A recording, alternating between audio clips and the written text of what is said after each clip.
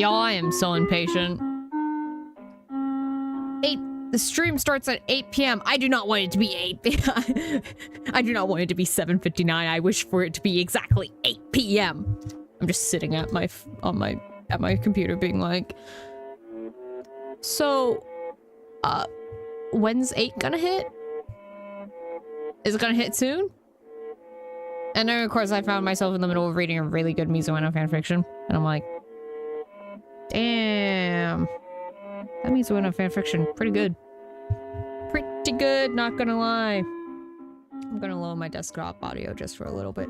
Because this, if you haven't noticed, is a part 2 stream. And I'm thinking to myself, a story-based game where I'm doing a part 2. It would perhaps be courteous. A little kind act. To give a bit of a summary of what's been going on so far. So, this be coming straight from the chromium. From my helmet. Okay. Because it's been a few days. I have not replayed anything. Definitely have not rewatched anything, even though I should. Clipping. Something I should do. But anyhow. We have a thing to get caught up on. So, who are the 2 lesbians in question? Because it ain't 3, it ain't 4, it's 2. Well, we got Rose, and we got not Lavender, not Violet. Nope, it is Violet. Hey, I was able to remember their names. Yippee! Okay, so we got Rose, and we got Violet. Violet and Rose, got sent to a satellite to look after the moon. And you may be wondering, look after the moon? What are they? Janitors? And they are.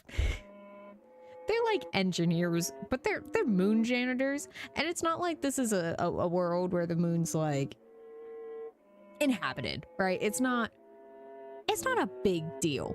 It is the moon, and it is a big rock in the sky. And this is what I've gathered, right? This game's not like, here's a textbook with all that's been happening. No, you get a little intro at the beginning where it's like, the world got fucked up, y'all. And then it just goes.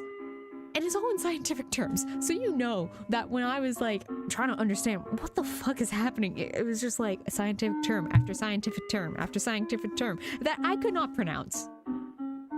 Y'all should be really catching these streams. You could have seen me fail miserably at pronouncing things.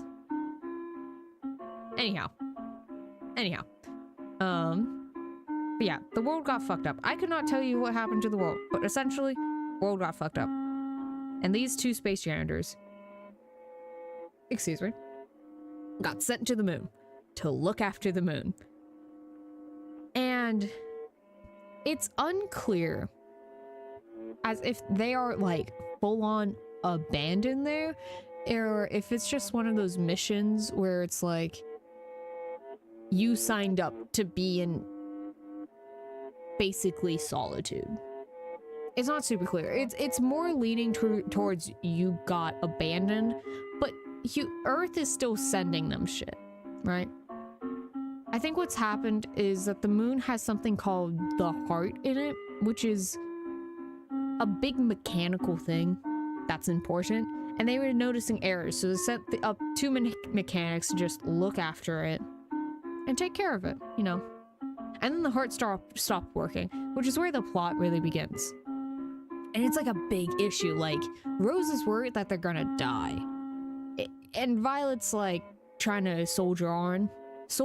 Like what you're supposed to do in these situations. While Rose is definitely more tepid, which is a reasonable response. But that's a really important thing to keep in mind when it comes to their characters. Because Rose is like, wow, Violet's handling this situation super well. So, we have that going on. We have some lesbians, we have some inferiority complexes, the good shit. The really good shit.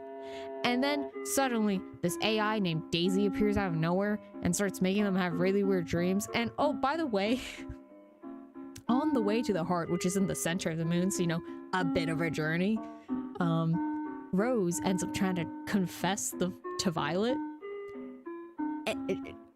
It was a hard scene. It was a hard scene because it was just like, hi, I like you, Violet.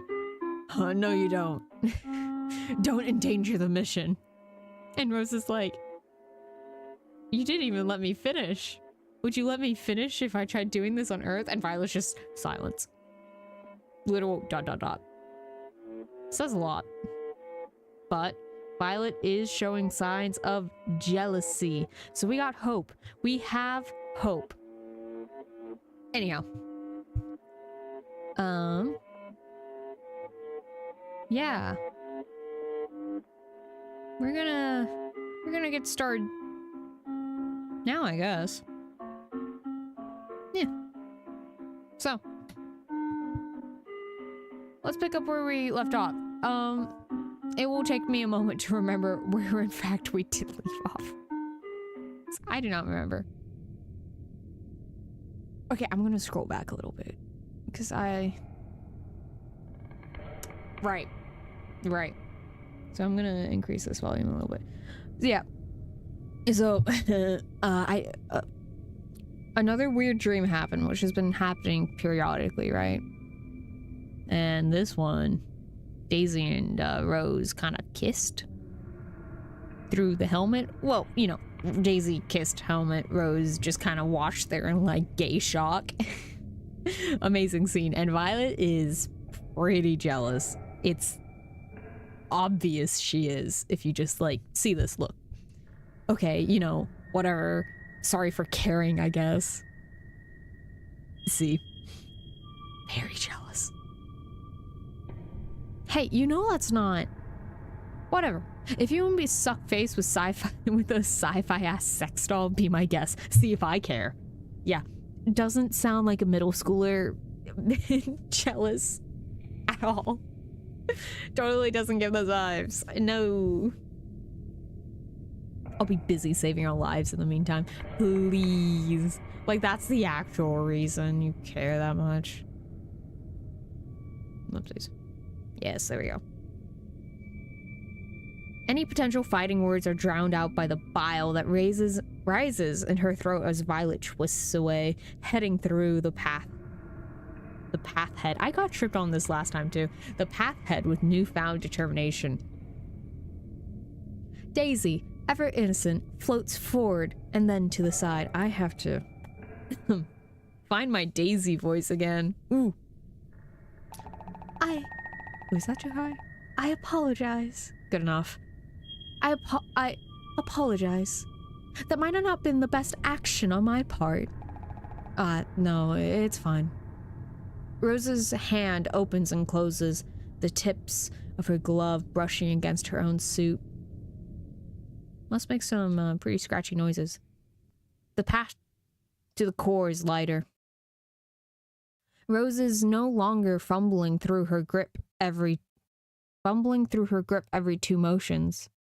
Violet's instructions coming in faster and shorter barks as she, too, realizes how close they are. Did I stop right before we, finish the fucking game? This might be a really short stream, which is fine. It's already outside of the schedule, right? Oh my god, the temperatures. Holy shit, that is hot. Yikes. When Rose cranes her neck, she can see the chipped plates give way to exposed and colorful wire. Colorful? Like colorful stage? As in Hatsune Miku? Hatsune Miku, guys. Hatsune Miku. Be careful. That stuff's not safe. Yeah. Obviously. She bites back snide remarks in favor of wonder as the light really starts to break through. In the long time since she's put 2 feet on actual solid ground, Rose has experienced nothing but the weightlessness of space. Moving around with no real ability to set yourself down beyond forcing yourself certainly creates a feeling of, well, drifting that she'd long grown overly used to. But as the light scatters through the tunnel leading up to the core, the pressure Rose slowly feels mounting up begins to pound on her in full force. It's as though her suit has suddenly remembered it has weight, her body becoming a heavy anchor that pulls her down, then up, then forward. Each attempt to step forward feels like she's actually walking again through a pool of dense, invisible liquid, her legs straining under the force of it all. So, is the heart like an artificial core? That's been my theory. So they're like making the moon Earth. Just a thought. It's an alien sensation, one she hasn't felt in so long that it's almost as if she's forgotten how to move. Damn, not gonna lie, it's kind of cold. Not in the center of the moon, though, apparently. You'd think in, like, a dead rock, it'd be cold. Apparently not. Don't know if that's, like, a rock thing or, like,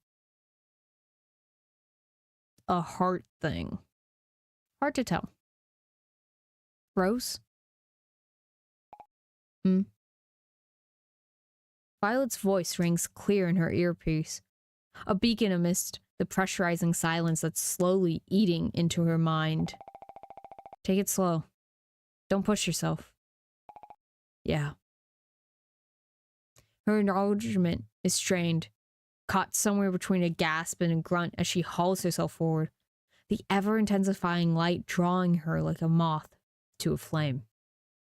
She's never actually been to the moon's core, obviously. The job of a maintenance worker is to monitor not the heart itself, but the systems relying on it, shooting only cursory glances at the frame should they need to call a specialist at some point or another. But the result of a century's worth of genius had long proven itself stable, and so after its initial placement, everyone found bigger problems to worry about.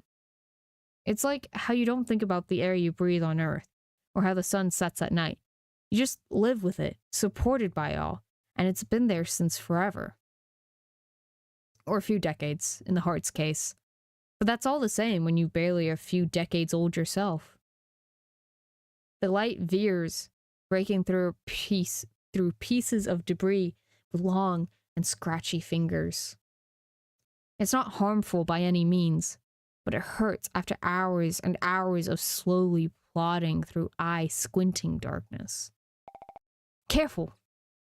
Violet's voice is sharp enough to cause Rose to pull back as a particularly long slice of sheet metal, nearly twice her height, comes warbling past. It drifts through space before colliding with a much smaller piece of lunar rock. Then, as if some sort of cartoon, it crunches in on itself from the back to the front. Now a spear, far more than a sheet. It slowly continues its trek by some assaulting past. Rose swallows. Talk about pressure, right? Not now, Rose. Violet's voice is as tense as always. And as Rose pushes forward, she's all too painfully aware of what that means. Her own stutters come not from nervousness, though she finds that in bucket loads, but the strain she finds in her throat. In her throat, in her legs, in her head. The suit is not hurting her exactly. It simply restricts her even more so than before. Rose takes a deep breath, and it scares her to realize it's starting to hurt in a way that isn't just she's tired. I can't... It's not that she can't move per se, but it's much harder than it was even before. Her arms stick against the insides of her suit, trapped and sickly feeling against their bulkiness. What was once an at least semi-natural movement now feels as if she was pushing against concrete to move a finger. Even her tongue feels heavy in her mouth, a noble effort to form words. Violet, though more free in her movements, doesn't seem unaffected by any means. The suit's just pressurizing. We've crossed a certain threshold, so they're taking further effect. It's a bit much, but nothing we can't handle. Rose can hear how forced her smile is, even if she can't see it. Yeah. She can see it now. She can see the exit of the tunnel, the entrance to the core. The light has long broken through, scattering, and is now just plain daylight, like the kind you see in movies when it's nighttime, but the director just really needs you to see for a second. Every pierce of metal and plastic is outlined for them in perfect, painful clarity, and around the bend, well, Rose can't see around the bend. But she can see that there is an around the bend. The track comes to an end. Only one half of the track firmly on the ground while the other stretches and trolls up, into the air around the bend and into the core's entrance. It files a mere few yards from Rose, reaching away towards the ever-elusive core. At this height, as the tunnel drops down and then out to the core, they need to float across. This is not a terribly hard thing, particularly in space, and Daisy makes their way across without issue, hands teased out to either side. Violet is quick to follow, sailing across the way before catching herself on the track. Her legs jerk out behind her before settling down smoothly. She swung just out of view. Rose can't find it within herself to move. She can reach out a bit, but the pressure holds her tightly, not so much cradling her as much as it does remind her of every inch of her traitorous body. I don't think I can handle this one. She chokes it out, and she can't even finish his sentence before Violet looks back. It's okay. It's a bit of jump. Just try and push yourself off the side, okay? I'll handle the rest. Okay. Swallowing deeply, Rose grips the wall behind her fervently. She bites her lip, pushes forward. Wait. Hey, it's okay. I've got you. Aw. Gay people. Violet, hand wrapped around the wrap. Wait. Can you tell? How? I can't read, apparently. I was like, hand wrapped around the wrapped? Huh? Violet, hand wrapped around the warped tendril of the track, reaches her free one out to Rose.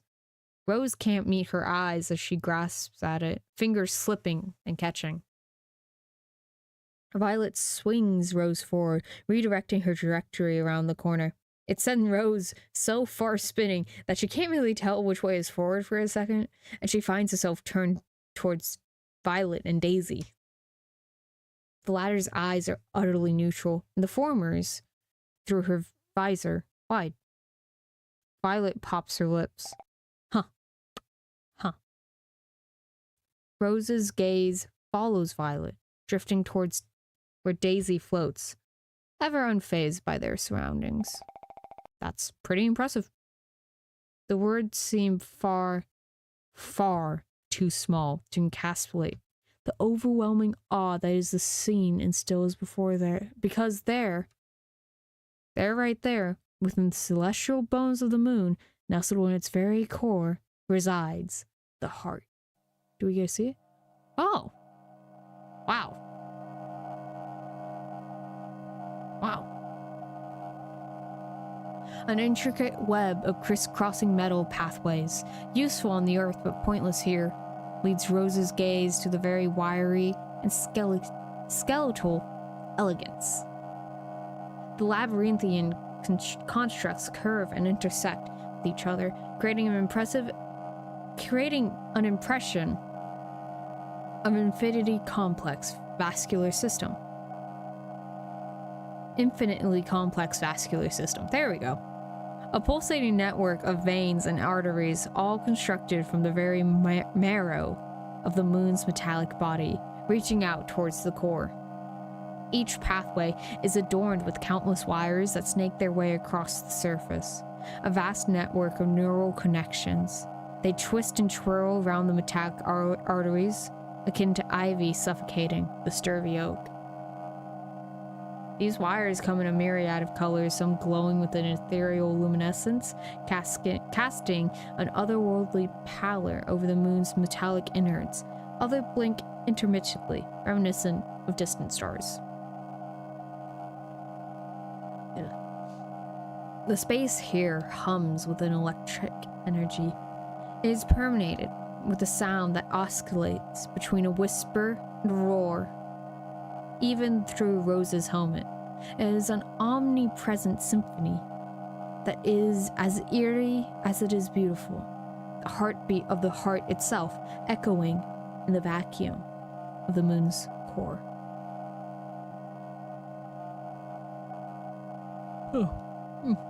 Sleepy. Oopsies. Everywhere around, pieces of floating debris dance suspended. They glide and twirl through the air, whizzing, speeding, and sometimes altogether stopping, before shattering into fragments of dust and then reforming once more. From minute fragments of disassembled machinery to lunar stone, each piece of debris adds another piece to the ethereal sight before Rose. And there in the heart of this whirlwind lies the heart itself. It is framed by this complex network of pathways and wires created amidst swirling debris, utterly cold and unmoving. The light that emanates from it makes it nothing but a white hole against a painfully textured background. As if someone had taken a photo. Oh, I can't not stop yawning. Whoopsies. Ugh. Ooh, late night streams. It's not even all that late. But late night streams take a toll on you, I guess. As if someone had taken a photo and punched it through, or put a scrap of paper over a picture. An utter void of white. It sits there. A silent and broken monarch. It's like a ribcage, Rose realizes. The moon and its core is the heart's ribcage. Subtle. So subtle. So subtle. No, that's not exactly right. My ribcage is the heart's ribcage. We do not need to make up one for the moon in order to supplement the metaphor. Rose is too starstruck to really register what Daisy said at first, and even when she does, the indignation is for a different reason. Did I say that loud? Sorry, I didn't Excuse me?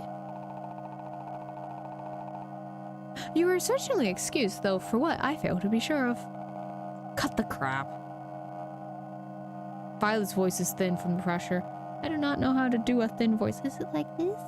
No, that's just high-pitched. Yeah, I don't know how to do thin. What? Are you gonna throw down some impulsive bullshit? Man, Violet really swears a lot when she gets stressed. I do not understand what about my standing. Hi. I do not understand what about my stating facts can be considered either impulsive or bullshit. The heart is a part of me, as I am of it, and you can see it's fallen out.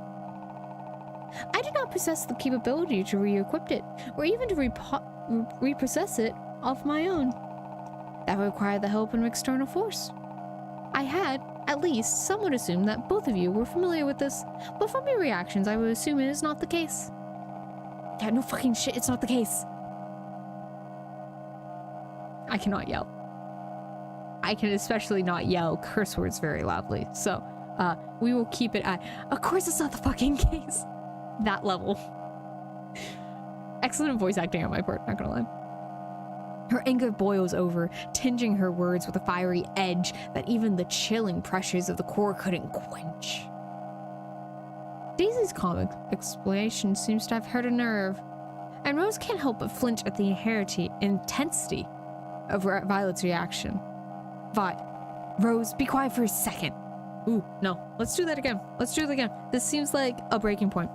Rose, be quiet for a second. Her voice echoes around Rose's helmet, reverberating before being swallowed by the hum surrounding them. Rose is too numb to feel hurt. Jesus Christ. Okay. All right. Just... Not that it matters much anymore, but relay this stuff faster to us, okay? All right? We're supposed to be able to deal with this stuff, and you're supposedly literally manufactured to help us. So being a bit quicker on the draw with any relevant information would be preferred in the future. Thanks. Ooh. I understand.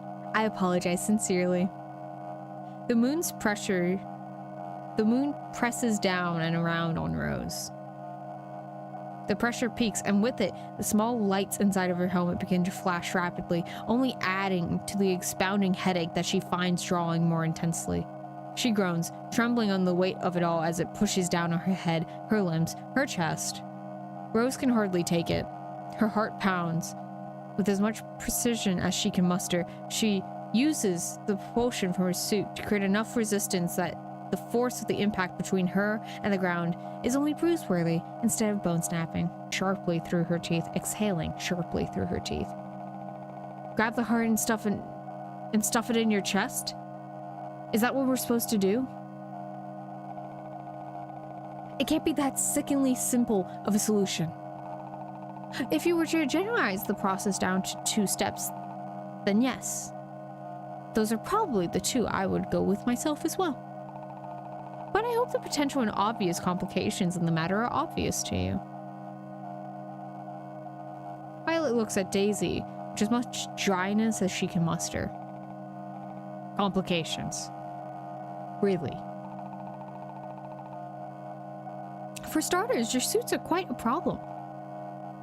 Huh? Daisy spreads their hands out to the side. You have been feeling it, have you not? How your suits react to this environment. Unable to properly sustain themselves in motion, your suits uphold a unique pressurizing system that ultimately results in your inability to move in any meaningful extent. Even with pressurized thrusters, you cannot hover more than a few feet off the ground before your suits, unable to withstand mid-air pressure, begins forcing you back down. And if you resist, the pressure system will likely short-circuit, leading to overheating, power failure, and melting of... Okay, I get it. Can we even... So is it even possible?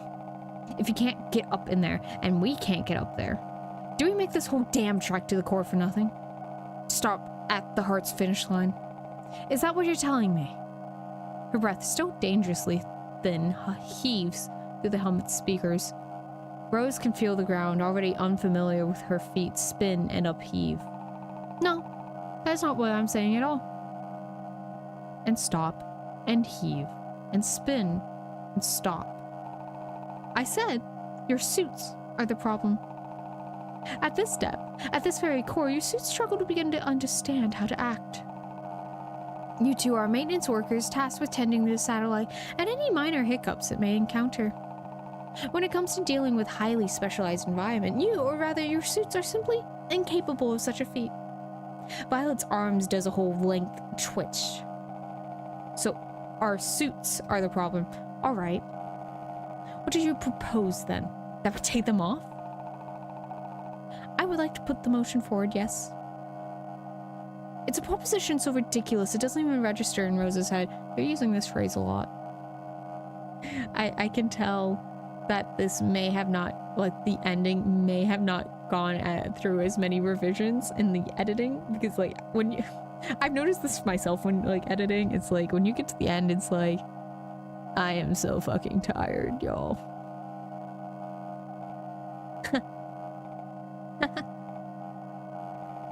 So anyway, if you don't have any actual solutions, I think we should... Taking off your suits is an actual solution. In space. Taking off your suit. In space. In actual... For real. Goddamn space? I'll be honest.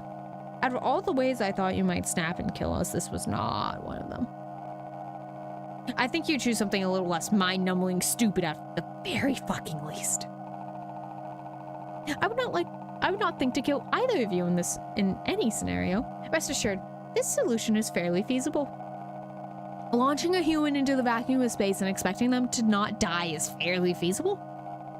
Expecting us to last more than 5 seconds, not 2, with as much as our helmets cracked open is fairly feasible. What the hell is that even supposed to accomplish? Because the only thing I could even fathom to consider is our deaths. So, just putting that out there. I am equipped with a mechanism that allows for your body to... Oh, hi. Words. Jesus Christ, Daisy talks a lot. I am equipped with a mechanism that allows for your protection by diluting the space around you, protecting you from cosmic radiation, centering what little oxygen is in the air to surround you and keep you alive. Okay, so what's the catch? Who's dying? Rose is dying. I have the feeling Rose is dying. When my creator still visited, it was an effective way of when your creator visited. All right. Hell, neither of us even knew you existed for a few days ago. We don't hear as much as a hint from Nova when on Earth. Even if we're not core mechanics, it's a little strange that it wasn't even a whiff of research pertaining to your creation. If you do not believe me, I cannot blame you. It must sound absurd to you. Yeah, that's the understatement of the century. She scoffs and turns away. Whatever. You're no help. Rose, let's discuss this somewhere else. Rose? Rose is looking at Daisy. Daisy's everything unknown to her. Obviously, that's scary. Subtle. Really fucking subtle. It's like the first time she tried learning another language and everything was dizzy and nonsense, organized in such a way that frustrated her, but no one else in the room. Everyone seemed to know better. Daisy doesn't seem to know better. They aren't dangling some sort of learning experience that Rhodes needs to work painstakingly toward for some craft to master.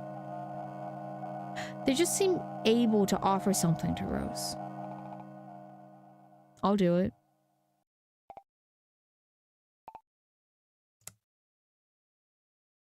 I can't imagine Violet's feeling too good about this one, chat. Not gonna lie.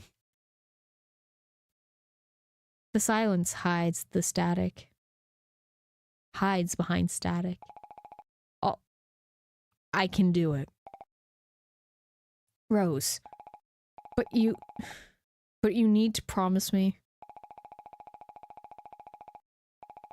You need to promise me that if I take it off, that I'll be fine. That I'll be safe. You need to promise me that it's worth it because if it's not, and I like it, and I need to put this damn suit back on, and I need to go back, I won't be able to take it. If the moon can't love me, if it can't be seen the way I want, if I can't be seen the way I want to inside the moon, then I'll swear, She doesn't have a good follow-up or a good threat. Her tongue latches to the top of her mouth again and she struggles to breathe, cheeks hot and flushed.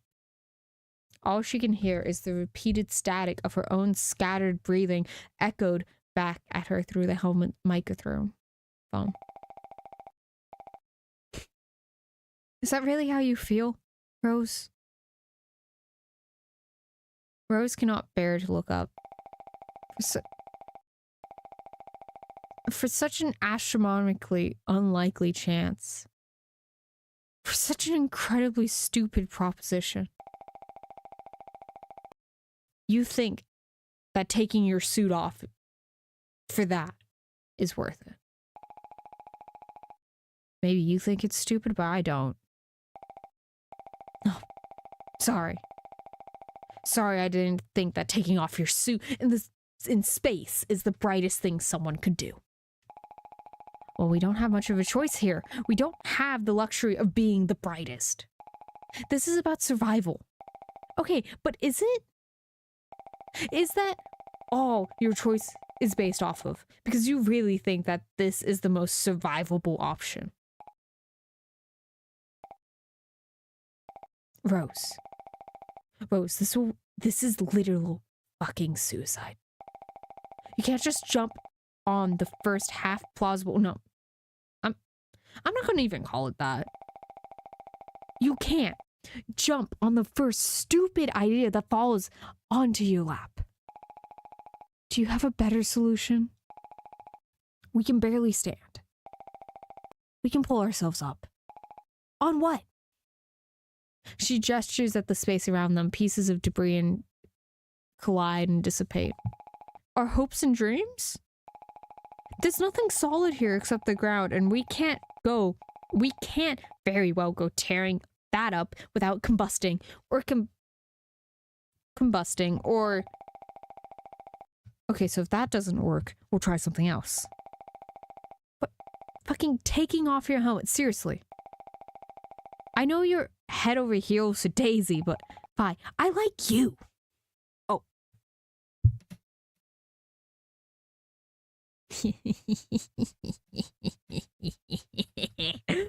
Oh, we're at the real confession scene now. This is when it should happen, when the character is almost contemplating to suicide.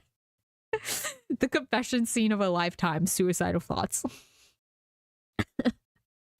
Oh my god. Violet, silence.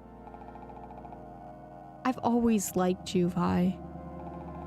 Daisy is Daisy.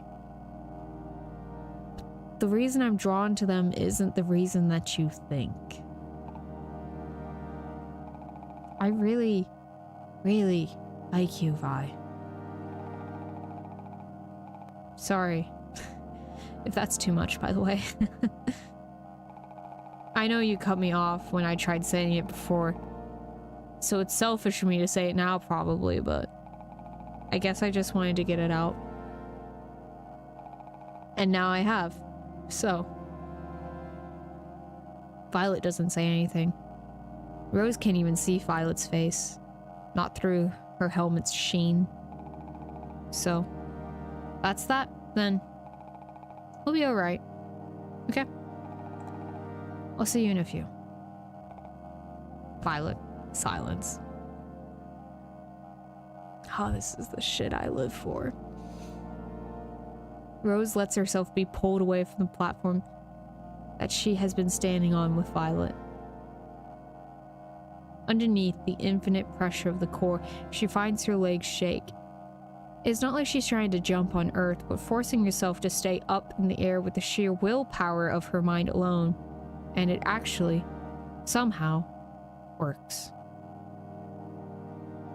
Daisy's helps. They reach their hands out to Rose and she can grip. Violet's fingers brush at the elbow of her suit and she startles. Oh. Don't! Rose stops. Violet's at the edge of the platform, heaving over the edge of it. Seriously, you're right.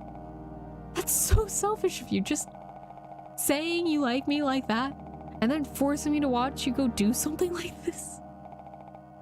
That's so cruel. That's so cruel, it's insane. You can't just... Being up here with you.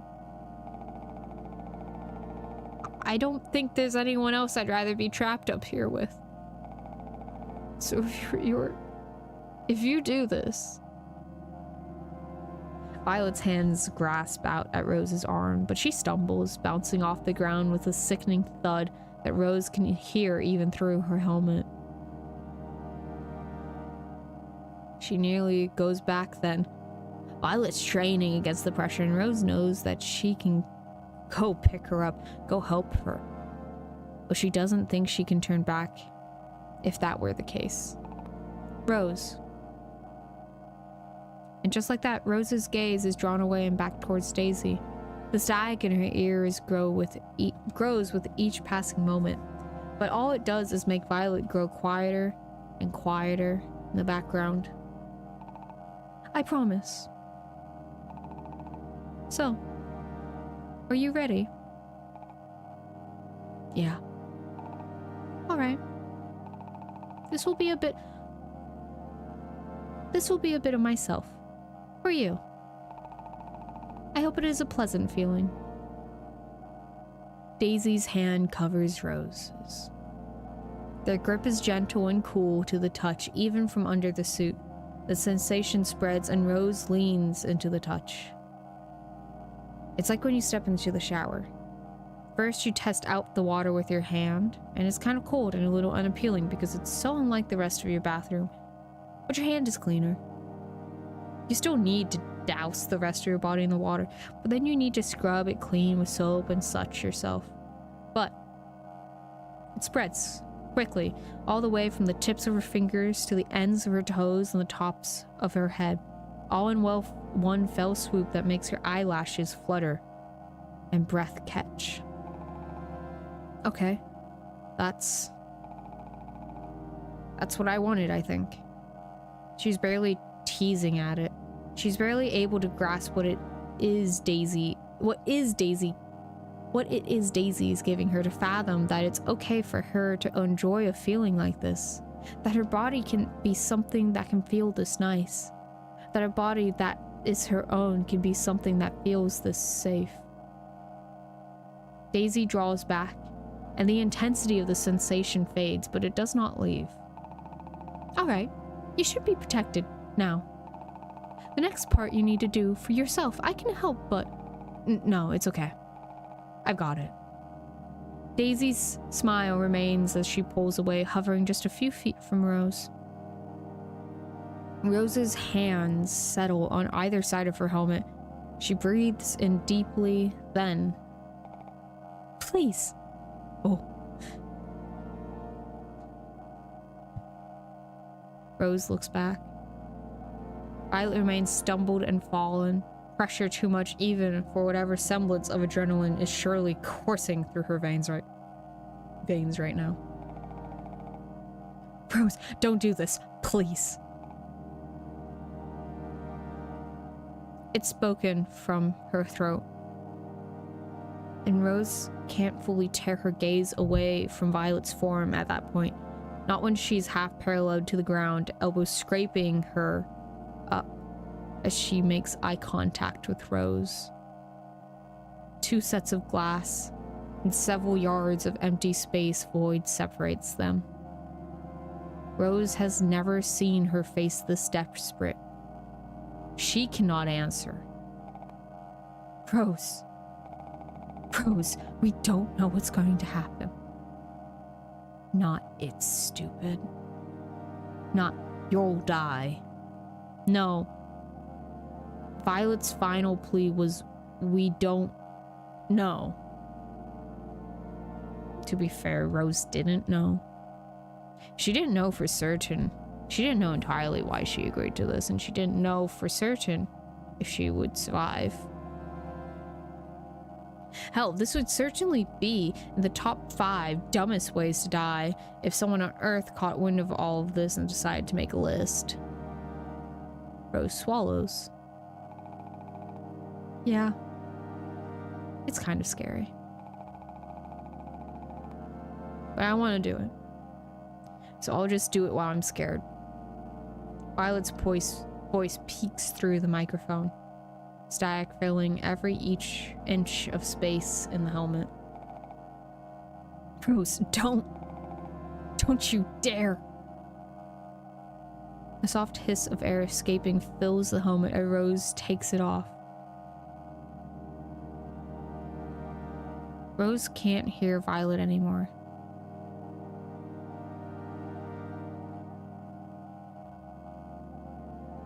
It's not like it was something that they needed reminding of. If you're exposed to space, you're dead. That sort of thing was common knowledge, like how swallowing the ocean would cause you to drown. It wasn't something they drilled into you by the time you got to training, because chances were, if you need a reminder at this point, you probably weren't suited for the program anyway. Very vividly, though, Rose remembers an article she scrolled through one day that had recapped the process quite succinctly. For the first second, in an instant, your blood starts to froth while your skin starts to crystallize. The air in your lungs is violently expelled. Her vision is blurry at first. All that registers as she blinks rapidly is the cool feeling on her cheeks. It's like in the movies, when there's an explosion, everything's quiet and out of the way. Then your ears start ringing and you realize that there's so much happening, but you're hardly in the space to comprehend it. By the 5th second, with every fleeting moment, a barrage of photons and particles assail your cells, triggering mutations. Far away, Violet's screaming. She's screaming with every ounce of air that remains in her lungs. The speakers from the helmet keep peaking, but Rose has already let it go. It lays suspended in air inches away from Rose's fingers. By the 10th second, your body starts to swell, decompressing your cells faster and faster. Rose's chest flutters. It occurs to her for a second that Rose might be dying. Reaching 30 seconds. Your tissues are completely devoid of oxygen. Your entire blood circulation system collapses. Violet's screaming. Why is she still screaming? Can't she see that I'm fine? Daisy is in Rose's vision. And then, at 31 seconds, you've died.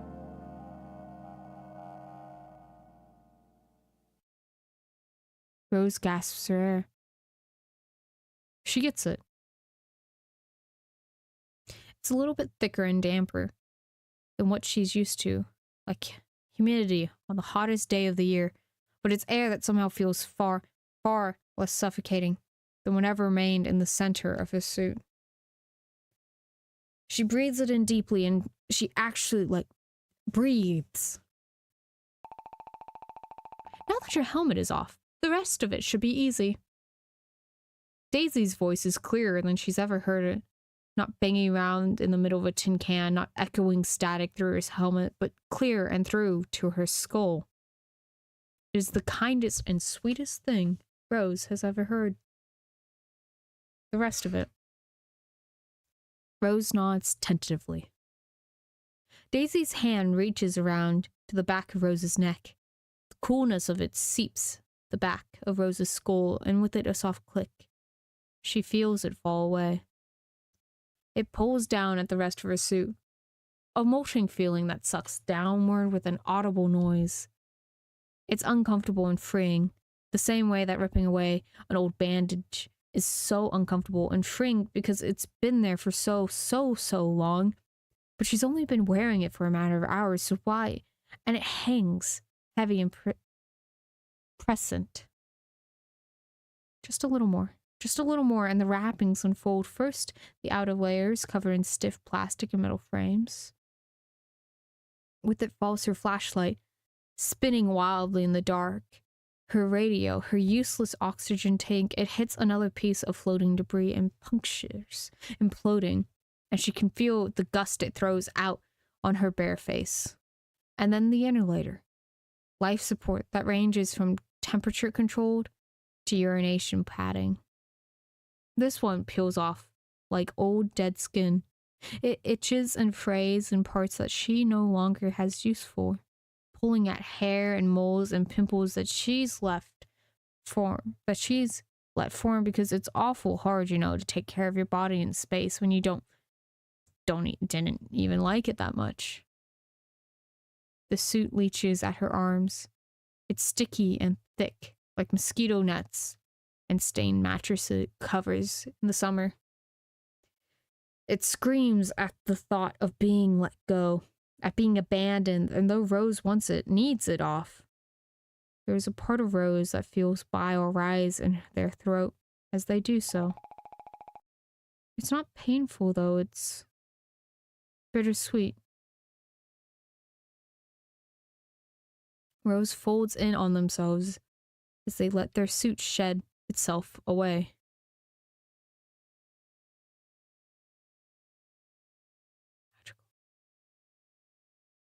There's no wind in space. As a result, you can still see the very first footsteps left on the moon by those earliest explorers. Sometimes, when the sun is out and they're wearing proper protection, Rose goes out and looks at them through the satellite's window. There's a certain time, at a certain angle, where the sun casts a shadow and you can make out the remains of prints that never left. But Rose feels something being brushed away now. They finally bring their eyes to open, and they, out of the corner of their eye, as their helmet floats away, they catch their reflection in a piece of floating debris. They're crying. Oh. They rotate slowly in midair, releasing their helmet from their grasp and no longer hindered by the suit's pressurizing systems. Something has changed. Something fundamentally at their core, everything short of molecularly, has changed. Rose, can you hear me? Their voice cuts through space, echoing in the core. It's odd hearing their voice unrestricted by the rail cart's shell, the helmet speakers. Rose blinks. Their eyes are still teary, and they don't think anything of it till they realize that their tears aren't tracking straight down their face. Rose? Rose turns. Space is something that's always been and fundamentally described as something cold. Forget oxygen. There was hardly anything at all between the solid masses floating inside of it. And that saying it was freezing was the understatement of a century. But to Rose, as they face Daisy, it feels hot and warm and sticky. It wasn't unpleasant by any means, even if it was strange. It was the sort of heat you felt when you say, on a metal roof, on the hottest of summer evenings, palms sweaty and air humid. Rose, you feel better, right? Their hands rest at Rose's waist, hovering slightly before passing on to their chest. Thanks. All right then. Not to ruin the moment, but there is work to be done, is there not? Rose nods tersely, gaze tracking as they glance towards the heart. It sits, presiding over them with a shine that doesn't waver. Beautiful and holy as ever. All you need to do is bring it over to me. The rest should be far less complicated. It's just fixing a machine. And you are good with your hands. Rose feels their face flush as they nod again. It's simple, drifting up to the heart.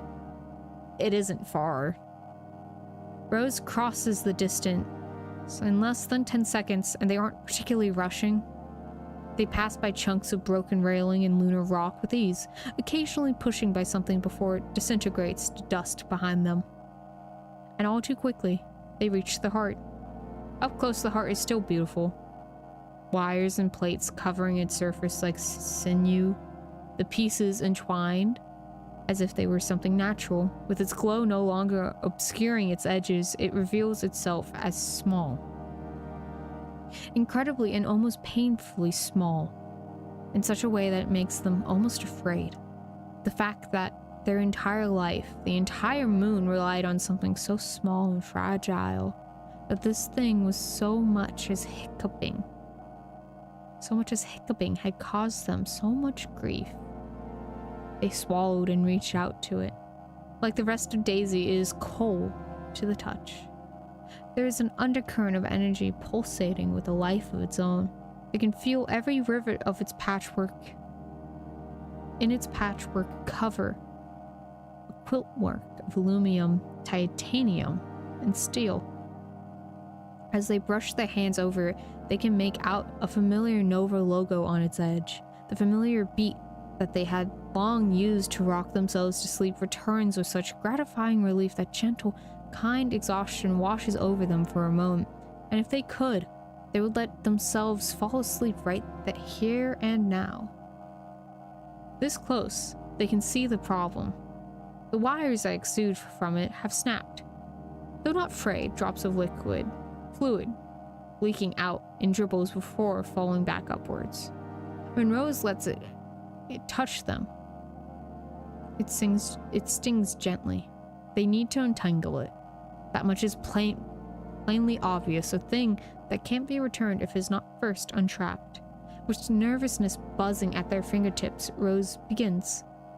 Each motion is deliberate and measured. Their fingers navigate the web of wires with the precision of a seasoned surgeon, fingers moving dexterously without the cumbersome cover of their suit. They work by feel more than sight, each twitch and tug telling them about the wire's condition, its purpose, its place in the beautiful and terrifying tapestry, the heart. But it is no means easy. They pinch a little bit too hard on the edge of a wire and the chips crumbles underneath their gaze, flattened into dust. They freeze, wordlessly for a moment as they watch the wire. Then, shaking their head, they return to their work, only for another fragment of wire to fall away from their grasp, floating off the heart and into the core around them. Moments ago, when they had begun to pinch down, there hadn't even been a wire between their fingers. Shit. The calm that had been so prevalent in their head only moments beforehand goes crashing away, the heart's overwhelming peaceful presence pushed away for fear. It vibrates amidst the pressure as they try to clear away. Oh my. One thing about this. Oh my god.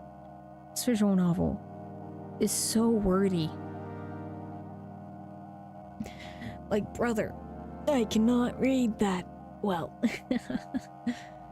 Reading out loud. My titanium. Oh no, my kryptonite. My titanium would mean that I'm good at it. It is not something I'm good at.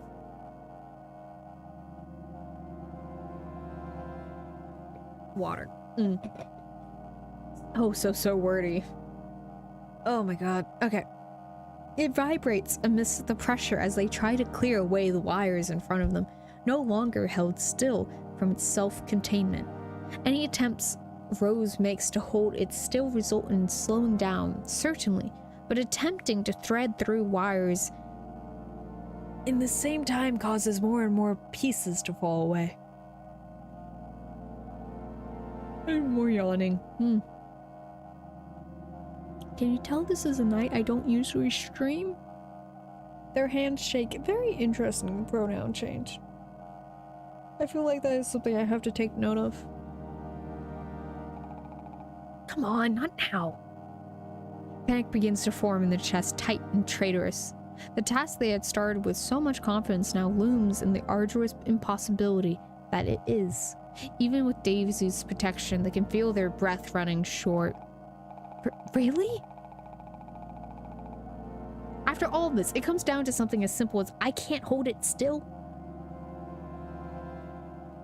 The heart blurs in front of their eyes, though whether it's due to their own vision or the rapidly increasing velocity of the heart, they can't quite tell. It's humiliating. It's really, really humiliating. I've got it. Aww. Aww. Violet's hand. Oh, hey. Violet's hand cuts into their vision, clear and clean. For a moment, Rose can't register it. You just need someone to hold it steady, right? Forget it. This isn't the time for a Q&A. Violet's behind them, besides them. Her form, absent of any suit, presses against their own. Her hair trails out behind her. And Rose can't help but stare. Not the time, Rose. She's almost the same. In the way that pictures you look for the first... okay. Help. She's almost the same. In the way that pictures you look for the first time after you take them are almost the same. There's a certain feeling to her nose, to her lashes, to the way she grips the heart that is more tender and awkward than the Violet that Rose has known before this. Aw. Please just hurry up and don't look at me too long. I'm gonna lose my nerve otherwise. Right. If you just hold it here, then. They move Violet's hand underneath their own, their vision and fingers trembling as they guide her to cradle the heart. If you could just do that, then. Okay, got it. Thank you. They breathe it out so quiet. They're not sure if Violet could hear them, even this close, but... like I said, don't mention it.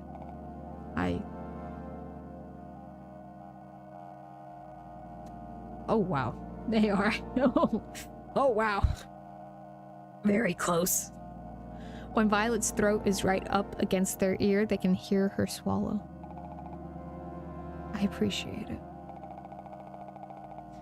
I'd be a little upset if you didn't, honestly. Felt like I was going insane every step of the way up here. Well, not so much step, but... Rose can hear Violet's real breathing. In real air. This is... really scary. I'm really scared. But what scares me infinitely more than... ah, fuck. The heart slips away from Violet's grasp for an instant and Rose yelps unceremoniously, the piece floating dangerously close to one of the rapidly spinning debris chunks before veering off course. Rose's own heart pounds in her chest as they find the heart tossed into their arms, wires fraying out to either side of their shoulders. Shit, are you right, Rose? Yeah, sorry. I'm just really happy right now. Violet clicks her tongue, and it echoes around the court. At a time like this, you're happy? Save that for when we can fold our arms together and say something cliche like, mission accomplished. Mission accomplished. Nope. Accomplished. I hate English. Okay. Save that for when we can fold our arms together and say something cliche like mission accomplished or something. As of right now, Daisy's chest is still empty. Well, not for long. Violet rolls her eyes, but she's smiling as the two of them drift down, down, down to where Daisy sits atop one of the railings, legs swinging idly as if they had not a care in the world. Rose cradles the heart securely in their arms, navigating the environment with ease. Despite their unfamiliarity with their space, their movements are precise as if they had been practicing them for decades. I will assume it went well. Sorry, that was a lie. I do not need to assume when I can see plainly in front of me that it did go well. Just one more step now, then it is done. It is not that big of a deal. Well, I mean, if I mess up, we're all dead, so. But you will not. You're not a mechanic. Nope, you are a mechanic. Real tonal moment to fumble. Okay. But you will not. You are a mechanic. The other faith that Daisy has is them and, well, heartwarming. Oh, wow. Blue, red, green.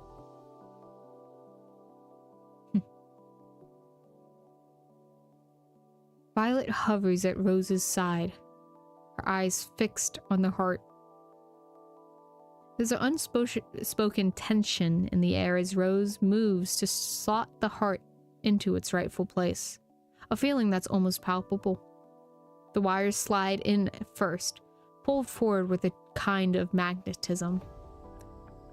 They flow it like streams of silver into the surrounding crevices within the mechanical body, intertwining them with Daisy's internal structures, One by one, they connect, glowing with artificial light. The rest of the mass follows it, plates fitting seamlessly into the gaps. Every piece aligns perfectly like a well-crafted puzzle, slotting in with a symphony of soft clicks that echo. Violet's hand aids Rose, guiding and supported where needed. Together, they watch as the heart gradually becomes one with Daisy again, the boundaries between them blurring until they are indistinguishable. The final bits of it snap into place with an almost musical note, resonating with hums of machinery in the otherwise silent chamber. Daisy's body melds with the heart, and when Rose blinks, it looks as if it had never been lost in the first place. Daisy shudders, perhaps the most unnatural motion they have ever made. Their eyes close. For a second, the lights flicker, turn off. Everything in the chamber seems to be holding its breath. Rose and Violet exchange a glance of mixed relief and apprehension. Then, as though an unseen conductor has raised their baton, the symphony of life begins. One by one, the systems come back online. The quiet hum of electricity surging through dormant circuits fill the room, a soft whisper promising the storm to come. The wires, previously limp and devoid of life, spring back to life. Sparks of electricity dance along their lengths, illuminating the chamber with an almost ethereal glow. The color returns vibrant and pulsating, breathing life back into mechanical veins. The wires flex and twist a serpentine dance of energy, a visual testament of the vital force flowing through them once again. Holy shit, how many words, please? The entire core itself begins to glow. The heart in Daisy's chest radiating a warm, pulsating light that swells with every passing second. It's a miniature sun birthed within the chest of a machine, a beacon of life amidst the rest of this landscape. Its glow ebbs and flows in the beat that Rose has grown so familiar with and missed so dearly. The hum grows louder, resonating throughout the chamber, filling the silence with the promise of life, and then... Pretty. Ooh. Pretty. Daisy's eyes flicker open, radiating a vibrant globe that cuts through the semi-darkness. The life within them is undeniable, a bright flame that fills up Rose's own chest. The two of them can only watch, breathless, as Daisy surges back into existence. You do not need to hold back. If you would like, you may come here. And in a surge of pure, unadulterated joy, they do. Daisy's arms cradle them as they collide into them, their arms moving with the fluid and gentle grace they have always possessed. Rose loses themselves in Daisy's arms. Besides them, they can feel Violet leaning into it as well. If angels exist, then Rose thinks they are being hugged by one of them. I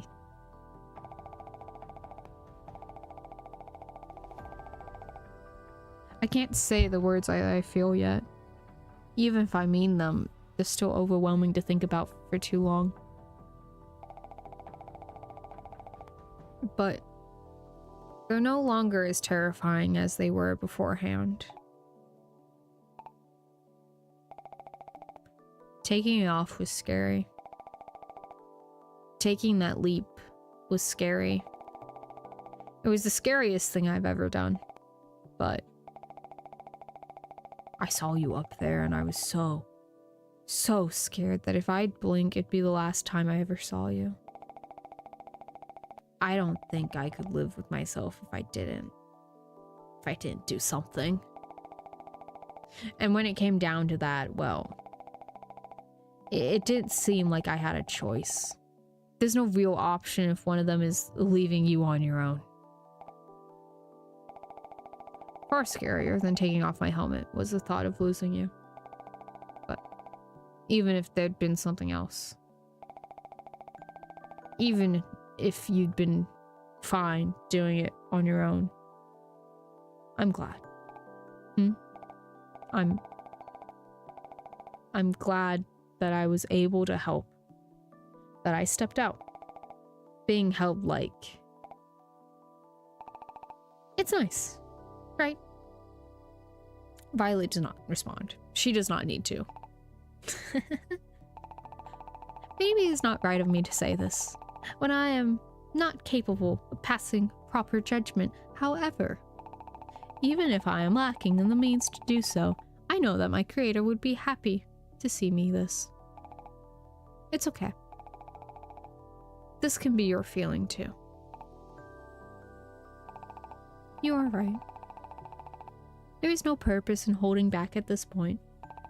I am proud of the both of you. I am happy for the both of you. Doing something unknown is frightening. Saying or doing something that could change you forever is frightening. But you did it, and this time, things turned out okay. I am indescribably happy about that. I am too. Me as well. 10 minutes from now, when they finally move themselves from their embrace, Daisy will return to their place in the core. Rose will cry. Violet will, too. If less. Maybe they will speak to each other again. Maybe they won't. Neither of them want Daisy to be too lonely anymore. Not when they've learned all the love the moon has to offer. Of all the love the moon deserves. But for now, not to sound too sentimental or anything, but I think it was a good thing you stumbled into us, Daisy. Yeah. I don't know what I would have done without you. Even if it was kind of strange. A lot of the time. Really, really strange. Next time, ask before peering into our heads, okay? Or anyone's, for that matter. I'm glad I met you too.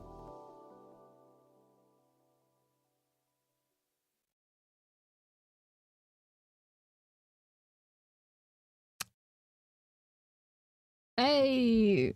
So, if only the stream was 4 hours, we would have made it. Okay. Post-game thoughts. I'm turning this way down because I'm turning it down on my end too. So, that was interesting.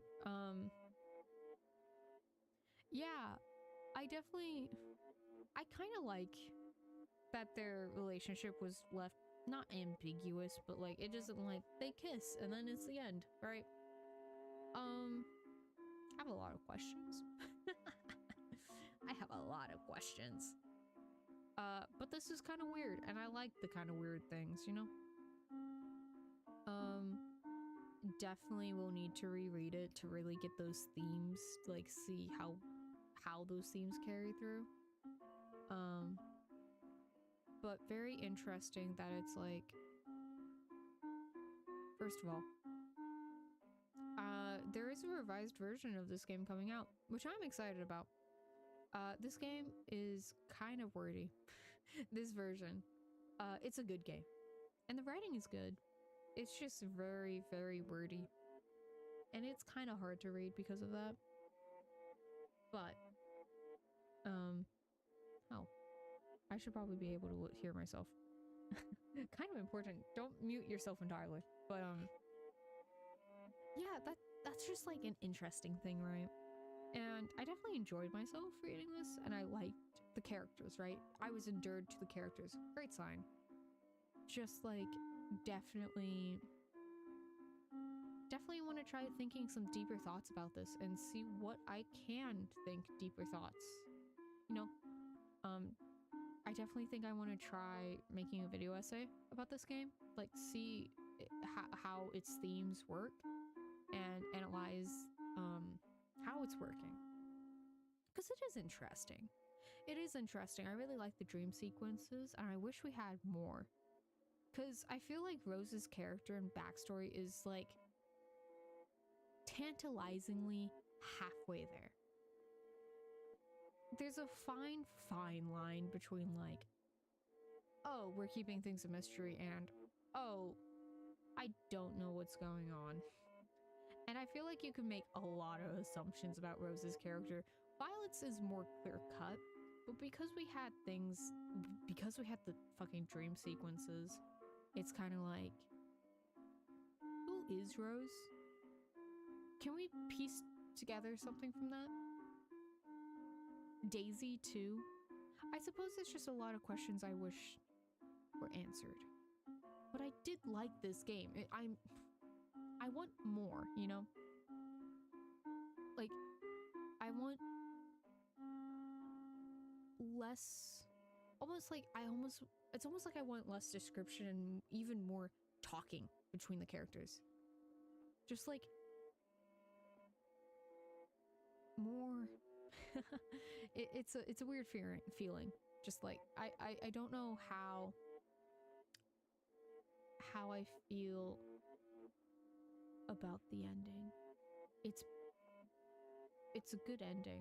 I think it fits thematically, even if it's a little boinks you on the head with its meaning. I just feel like you really need to go back and look at the beginning and be like, okay, so this is where the fear of change comes from, and how is the plot building up to that? And specifically Rose's dream sequences, like what the those are weird, but like a good weird, but weird. Just like what is happening and how is this contributing to anything? But I am curious. I feel like I read Rose as trans. Oh my god, what pronouns do I use for Rose? Okay. Because I know that it switched to they, them, and I'm confused. Did Rose have a gender realization in the middle of the story? I am confused. For now, I shall use they, them. Because I feel like that's most appropriate. Yeah, I'm really interested to see where this revision goes. I really hope we get more art. Because I really like the art style of this game. Sometimes it could be a little static though, but very, very cool. Very, very cool. I did like this, and I want to see where the revised version goes, and I want to go over this myself again and really just try piecing together a larger puzzle. And I feel like that might make for a very fun video essay. So, yeah, thank you for joining me on this little short stream, but that's definitely going to be it for me tonight. Have a good night, and please download this game and play it for yourself, please. It's on itch.io. Just look up The Moon Looks Beautiful Tonight, and you'll find it clear as day. Okay.